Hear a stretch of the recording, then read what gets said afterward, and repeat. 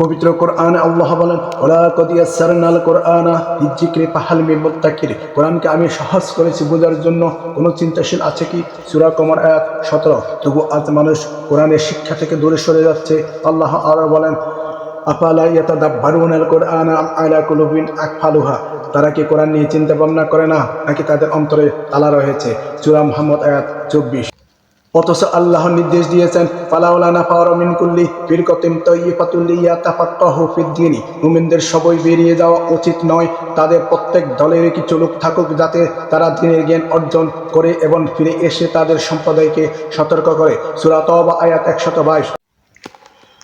কোরআনই আমাদের প্রকৃত জীবন বিধান, আমাদের পথ প্রদর্শক। ওয়া ইন্নাহু লা যিকরুল লাকা ওয়া লিকাওমিকা ওয়া সাওফা তুসআলুন। আর এই কোরআন আপনি এবং আপনার সম্প্রদায়ের জন্য উপদেশ, অচিরে তাহাদেরকে ইহা বিষয়ে জিজ্ঞাসিত করা হবে। সূরা যুকর আয়াত 44।